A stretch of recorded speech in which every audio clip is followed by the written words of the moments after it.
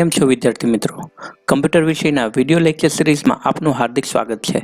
આજે અમે આપના માટે લઈને આવ્યા છે MS ઓફિસ 2007ની ખૂબ જ અગત્યની માહિતી. તો જો આપ પહેલી વાર અમારો વિડીયો જોતા હો તો અમારી ચેનલ છે સબસ્ક્રાઇબ કરી લો અને બાજુમાં આપેલ બેલ આઇકન છે પ્રેસ કરો કે જેથી નવા આવતા વિડીયો છે આપ સૌથી પહેલા જોઈ શકો. MS ઓફિસ 2007માં આપણે જોશું MS ઓફિસનો પરિચય, Microsoft Word, Microsoft PowerPoint, Microsoft Excel અને માઇક્રોસોફ્ટ આઉટલુક વિશેની ખૂબ જ અગત્યની માહિતી. સૌથી પહેલા જોઈએ MS ઓફિસનો પરિચય.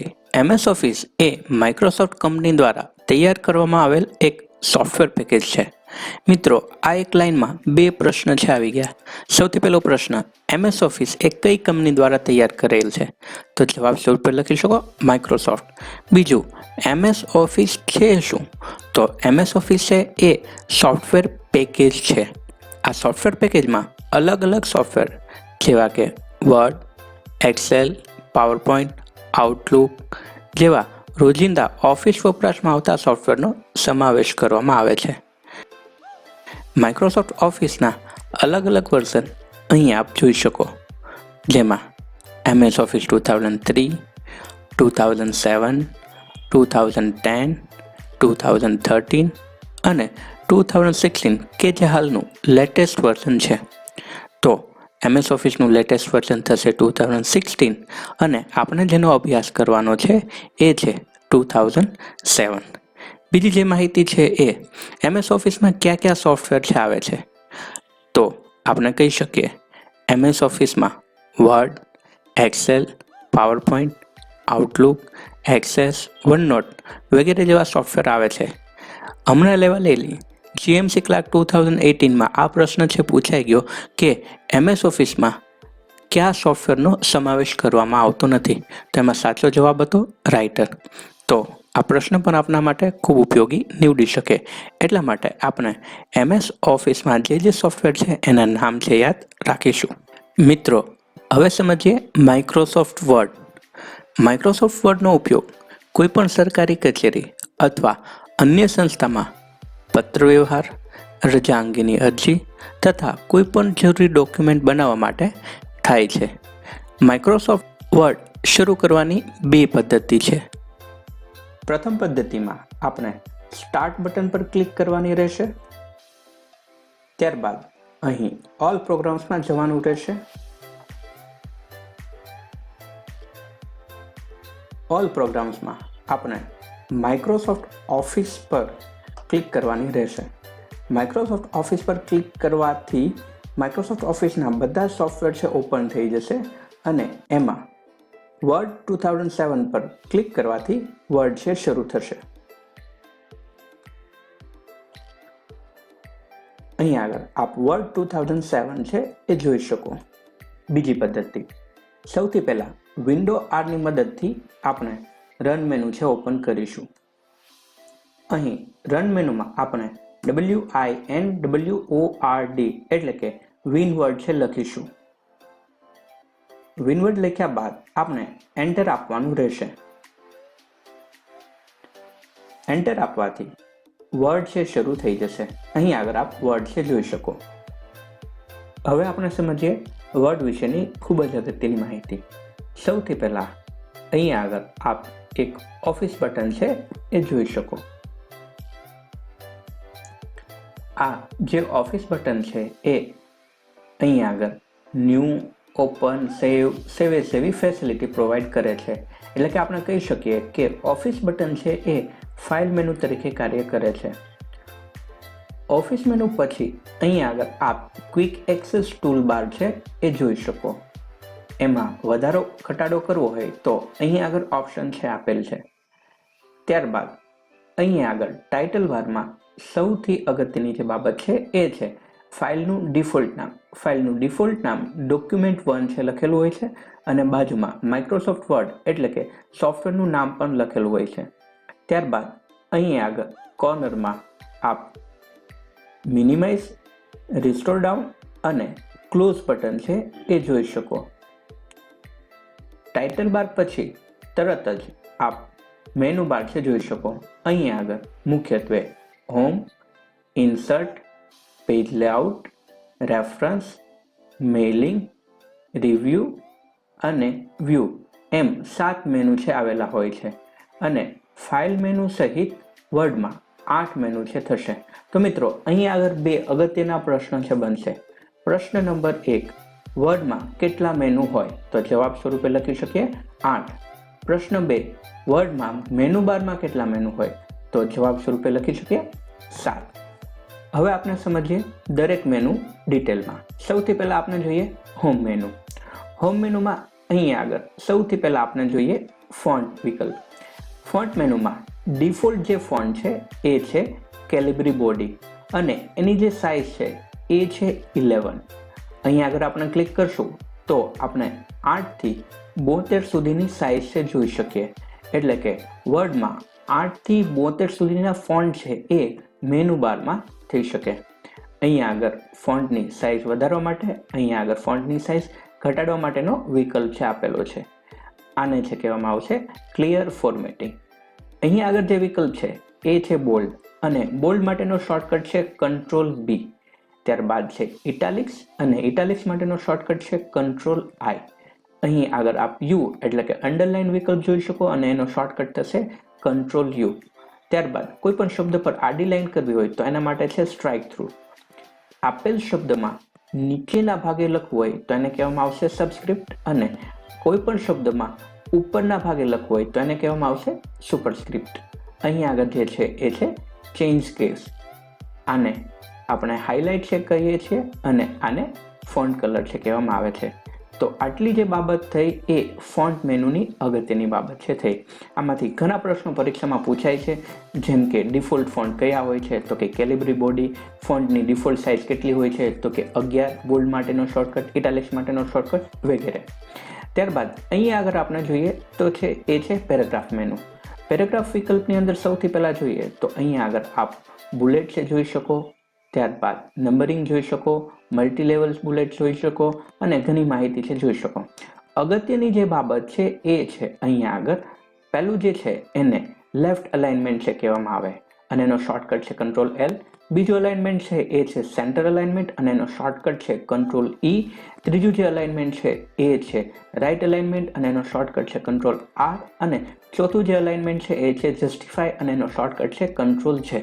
તો મિત્રો પરીક્ષામાં એક પ્રશ્ન એવો પૂછાય છે કે અલાઇનમેન્ટના પ્રકાર જણાવો. તો અલાઇનમેન્ટ છે એ 4 પ્રકારના આવશે અને અલાઇનમેન્ટ કયા કયા તો આપણે કહી શકીએ લેફ્ટ, સેન્ટર, રાઇટ અને જસ્ટિફાય છે થશે. બીજો જે અગત્યનો વિકલ્પ છે એ આ છે લાઇન સ્પેસિંગ.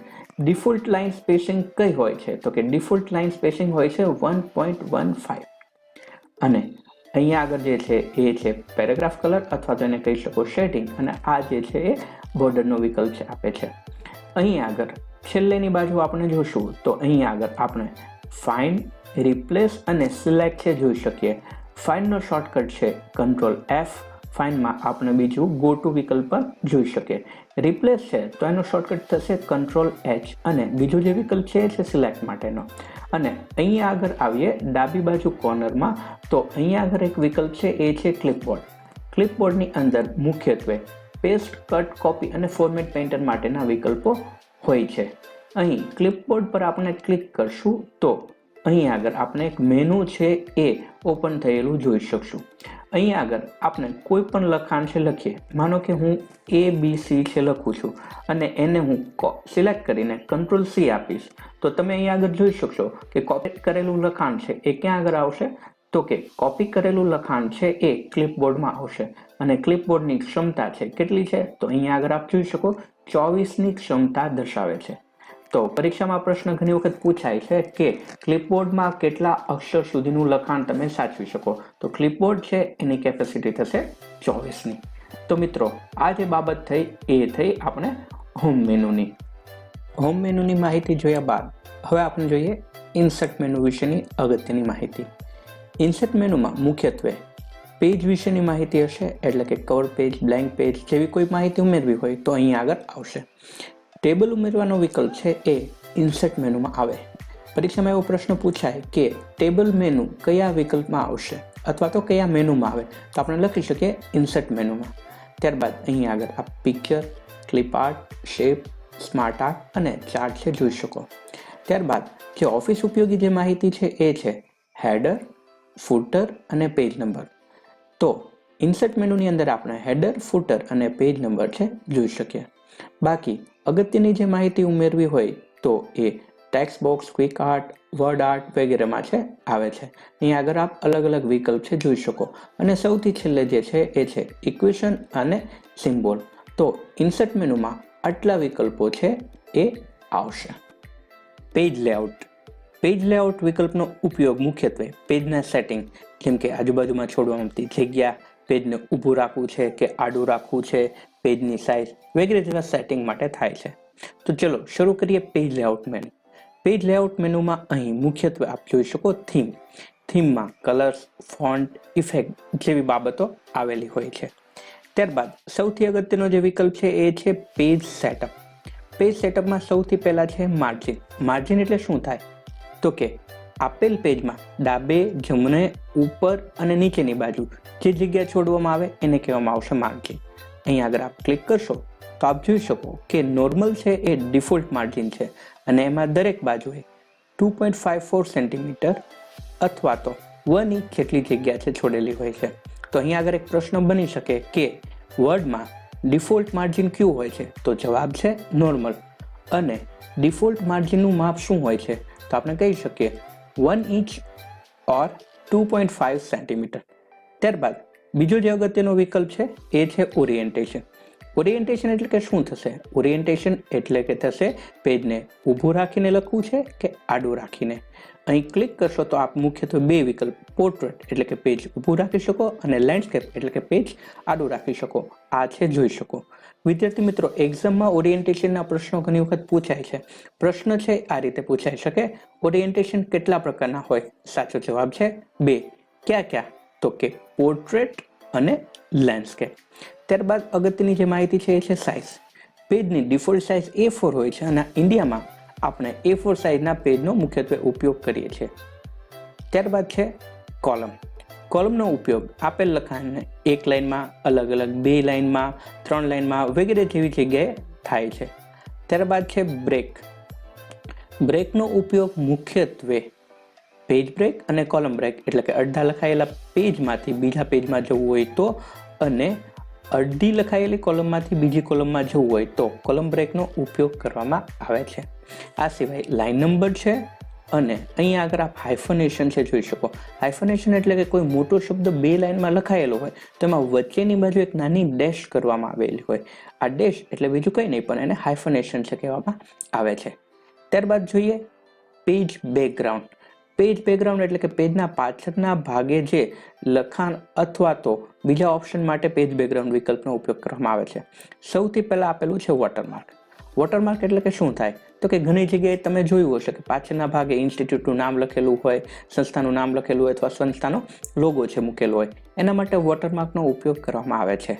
વોટરમાર્કમાં પાછળની ભાગે તમે ટેક્સ્ટ એટલે કે લખાણ લખી શકો અથવા તો ફોટો એટલે કે પિક્ચર છે રાખી શકો. અહીં વોટરમાર્કની મદદથી તમે આ રીતનું લખાણ છે કરી શકો અને બધું લખાણ પાછળના ભાગે આછા અક્ષરે આવશે. ત્યારબાદ છે પેજ કલર. પેજ કલર એટલે કે શું થશે તો કે આપેલ પેજનો કલર કેવો છે એટલે કે તમે જેમાં પ્રિન્ટ આઉટ લેવાના છો એ પ્રિન્ટ આઉટ માટેનો પેજનો કલર કેવો છે એના માટે પેજ કલરનો ઉપયોગ કરવામાં આવે છે. મિત્રો, એક બાબત ખાસ યાદ રાખો કે પેજ કલર છે ક્યારેય પ્રિન્ટ આઉટમાં નહીં આવે. કલર પ્રિન્ટર હશે કે બ્લેક એન્ડ વ્હાઇટ પ્રિન્ટર હશે, પેજ કલર ક્યારેય પ્રિન્ટ આઉટમાં નહીં આવે. પેજ કલર એટલે એવું પેજ કે જેમાં તમે પ્રિન્ટ આઉટ લેવાના છો એ. એના પછી છે પેજ બોર્ડર. પેજ બોર્ડરનો ઉપયોગ મુખ્યત્વે પેજમાં ફરતે બોર્ડર મૂકવા માટે થાય છે. ત્યારબાદ આપણે જોઈએ ઇન્ડેન્ટ. ઇન્ડેન્ટ એટલે કે પેજમાં લેફ્ટ એટલે કે ડાબી બાજુ અને રાઈટ એટલે કે જમણી બાજુ જે જગ્યા મૂકવામાં આવે છે એ. એના પછી છે સ્પેસિંગ. સ્પેસિંગ એટલે કે શું થશે તો કે પેરેગ્રાફને બિફોર એટલે કે પહેલા અને આફ્ટર એટલે કે પછી જે જગ્યા મૂકવામાં આવે એ. ત્યારબાદ અહીં આગળ આપ position, bring to front, send to back, text wrapping, align વગેરે જેવા વિકલ્પો જોઈ શકો કે જે પિક્ચર માટે ઉપયોગી થાય છે. તો મિત્રો, પેજ લેઆઉટ મેનુની અંદર જે ઉપયોગી માહિતી છે એમાં માર્જિન, ત્યારબાદ ઓરિએન્ટેશન, સાઇઝ વગેરે જેવી માહિતી છે આપે ખૂબ યાદ રાખવી. થિયરી એક્ઝામની અંદર આ પ્રશ્ન મોટા ભાગે પૂછવામાં આવે છે. મેલિંગ્સ. મેલિંગ્સ વિકલ્પનો ઉપયોગ મુખ્યત્વે મેલ મર્જ માટે થાય છે. મેલ મર્જ એટલે કે આપણે એક સાથે ઘણા બધા લોકોને ઈમેલ કરી શકીએ અથવા તો ઘણા બધા લોકોને ઇન્વિટેશન માટેની પ્રિન્ટ આઉટ છે લઈ શકીએ. અહીંયા આગળ આપણે એન્વેલોપ, લેબલ્સ, સ્ટાર્ટ મેલ મર્જ, સિલેક્ટ, રિસિપિયન્ટ્સ એવા બધા વિકલ્પો છે જોઈ શકીએ. મિત્રો, આ છે એક પ્રેક્ટિકલ વિષય છે. મેલ મર્જ છે એ પ્રેક્ટિકલ વસ્તુ છે. મેલ મર્જ વિશેની માહિતી છે આપણે પ્રેક્ટિકલમાં વધુ સારી રીતે સમજશું. મેઇલિંગ પછીનો અગત્યનો જે વિકલ્પ છે એ છે રિવ્યૂ. રિવ્યૂનો ઉપયોગ આપણે સ્પેલિંગ એન્ડ ગ્રામર ચેક, સમાનાર્થી શબ્દો વગેરે માટે કરીએ છીએ. અહીં આગળ આપણે જોઈએ સૌથી અગત્યના જે વિકલ્પો છે એ સૌથી પહેલું જે છે એ છે સ્પેલિંગ એન્ડ ગ્રામર ચેક. આપણા ડોક્યુમેન્ટમાં ખોટા સ્પેલિંગ છે એને સાચા કરવા હોય અને કોઈ ગ્રામેટિકલ મિસ્ટેક છે ફાઇન્ડ કરવી હોય તો સ્પેલિંગ એન્ડ ગ્રામર ચેકનો ઉપયોગ કરવામાં આવે છે. આનો શોર્ટકટ છે F7. GMC ક્લાર્ક 2018માં આ પ્રશ્ન પૂછાઈ ગયો કે સ્પેલિંગ એન્ડ ગ્રામર ચેકની શોર્ટકટ કી કઈ હોય છે, તો જવાબ છે F7. ત્યારબાદ છે રિસર્ચ. રિસર્ચ એટલે કે શું થશે તો કે આપણે લખેલ શબ્દનો ઇન્ટરનેટ થ્રુ મિનિંગ શોધવું હોય તો રિસર્ચ શબ્દનો ઉપયોગ કરવામાં આવે છે. ત્યારબાદ છે થીસસ. થીસસ એટલે કે થશે સમાનાર્થી શબ્દ. આપેલ શબ્દનો કોઈ સમાનાર્થી શબ્દ ગોતવો હોય તો થીસસનો ઉપયોગ કરવામાં આવે છે. થીસસનો શોર્ટકટ થશે Shift+F7. આ પ્રશ્ન પૂછાઈ ગયો સચિવાલય ક્લાર્ક 2016માં કે થીસસનો શોર્ટકટ જણાવો. ત્યારબાદ છે ટ્રાન્સલેટ. એક લેંગ્વેજમાંથી બીજી લેંગ્વેજમાં ટ્રાન્સલેટ કરવા માટે આ વિકલ્પનો ઉપયોગ કરવામાં આવે છે. ત્યારબાદ અહીં ટ્રાન્સલેશન સ્ક્રીન ટિપ્સ છે, સેટ લેંગ્વેજ છે અને વર્ડ કાઉન્ટ છે. આ બધી જ વસ્તુનો ઉપયોગ આપણે પ્રેક્ટિકલી સારી રીતે સમજીશું. ત્યારબાદ કમેન્ટ માટેના બધા જ વિકલ્પો અહીં આગળ આપેલા છે અને કમેન્ટના સેટિંગ માટેના અહીં આગળ અગત્યના વિકલ્પો આપેલા છે અને ડોક્યુમેન્ટને પ્રોટેક્ટ કરવા માટે પ્રોટેક્ટ ડોક્યુમેન્ટ પણ વિકલ્પ અહીં આગળ આપેલો છે. તો મિત્રો, થિયરી પરીક્ષામાં જ્યાંમાંથી પ્રશ્નો પૂછવામાં આવે છે એમાં સૌથી અગત્યનું છે સ્પેલિંગ એન્ડ ગ્રામરની શોર્ટકટ કી અને ગઈ એક્ઝામમાં જે પૂછાઈ ગયો થીસસની શોર્ટકટ કી. તો આટલી માહિતી આપણે થિયરી પરીક્ષા માટે ખૂબ જ છે ચીવટપૂર્વક યાદ રાખશું કે જેથી આપણને કોઈ પણ પરીક્ષામાં વર્ડનો પ્રશ્ન છે અઘરો ના લાગે. અને છેલ્લું જે મેનુ છે એ છે વ્યૂ મેનુ. વ્યૂ મેનુનો ઉપયોગ મુખ્યત્વે આપેલ પેજને કઈ રીતે જોવું એના માટે થાય છે. વ્યૂની અંદર સૌથી પહેલું જે છે એ છે ડોક્યુમેન્ટ વ્યૂ. ડોક્યુમેન્ટ વ્યૂ છે 5 પ્રકારના હોય છે, જેમાં પહેલું પ્રિન્ટ લેઆઉટ, બીજું ફૂલ સ્ક્રીન રીડિંગ, ત્રીજું વેબ લેઆઉટ, ચોથું આઉટલાઇન અને પાંચમું ડ્રાફ્ટ વ્યૂ હોય છે. મિત્રો, પરીક્ષામાં પ્રશ્ન ઘણી વખત પૂછાઈ ગયો છે કે ડોક્યુમેન્ટ વ્યૂ કેટલા પ્રકારના હોય છે, તો સાચો જવાબ થશે 5 પ્રકારના. અને બીજું કે નીચેનામાંથી કયો વ્યૂ નથી, તો એમાંથી આપ સાચો આન્સર છે જોઈને સિલેક્ટ કરી શકો. બીજું છે એ છે રૂલર. રૂલર એટલે કે થશે ફૂટપટ્ટી. અહીંયા આગળ આપ રૂલર પર ક્લિક કરશો તો ફૂટપટ્ટી દેખાશે અને ટીક કાઢી નાખશો તો ફૂટપટ્ટી છે વહી જશે. એના પછી છે ગ્રીડ લાઇન. ગ્રીડ લાઇન એટલે કે શું થશે તો કે આપણે પેજમાં કેટલા ભાગમાં લખી શકીએ એ વિસ્તાર જોવા માટે ગ્રીડ લાઇનનો ઉપયોગ કરવામાં આવે છે. ત્યારબાદ અહીં આગળ ડોક્યુમેન્ટ મેપ અને થંબનેલ છે. ત્યારબાદ અહીં આગળ આપણે જોઈએ તો ઝૂમ માટેના ખૂબ જ સરસ બધા વિકલ્પ છે આપેલા છે. ઝૂમમાં અહીં આગળ ક્લિક કરતાં એક નવો વિન્ડો ઓપન થશે, પણ ઝૂમ વિશેની સંપૂર્ણ માહિતી મેળવવી તો અહીં આગળ નીચેની બાજુ પણ ઝૂમનો વિકલ્પ છે આપેલો છે. અહીં આગળ આપ જોઈ શકો કે ઝૂમ છે એ ડિફોલ્ટ 100% છે અને એને આપણે નાનું કરશું તો મુખ્યત્વે 10% થશે અને મોટું કરશું એટલે કે ઝૂમ ઇન કરશું તો એ આપણને 500% સુધીનું મળશે. તો વિદ્યાર્થી મિત્રો, આ બાબત ખાસ યાદ રાખો કે વર્ડમાં ઝૂમ છે એ 10 થી 500% સુધી થઈ શકે. ઝૂમ પછીના જે અગત્યના વિકલ્પો અહીં આગળ છે એમાં આપણે new window, arrange all, split અને બીજા અગત્યના વિન્ડો છે જોઈ શકો. અહીં આગળ આપ મેક્રો જોઈ શકો અને મેક્રોનો શોર્ટકટ થાય છે Alt+F8. તો મિત્રો, આ જે બાબતો હતી એ હતી વર્ડના મેનુ વિશેની. આવી દરેક માહિતી છે એક્ઝામની અંદર પૂછાઈ શકે છે અને હા, ખાસ કરીને થિયરી એક્ઝામમાં તો આપ લોકોએ આ દરેક માહિતી છે ચીવટપૂર્વક સમજવી અને યાદ રાખવી કે જેથી આવતી કોઈ પણ પરીક્ષામાં આપને જો વર્ડનો પ્રશ્ન પૂછવામાં આવશે તો ક્યારેય કોઈ જાતનો પ્રોબ્લેમ થશે નહીં. આશા રાખીએ કે અમારો વિડીયો છે આપને ગમ્યો હશે. તો અમારો વિડીયો છે લાઇક કરો, શેર કરો, અમારી ચેનલ સબસ્ક્રાઇબ કરો અને બાજુમાં બેલ આઇકન પણ દબાવો કે જેથી નવા આવતા વિડીયો છે આપ સૌથી પહેલાં જોઈ શકો. અને આપના મિત્રો સાથે પણ માહિતી શેર કરો કે જેથી આપને કમ્પ્યુટર વિષયની ખૂબ જ સરસ અને એક્યુરેટ માહિતી મળી શકે. તો આજના દિવસે આટલું રાખીએ છીએ. ફરી મળશું નેક્સ્ટ પાવર પોઈન્ટના લેક્ચરમાં. Thank you.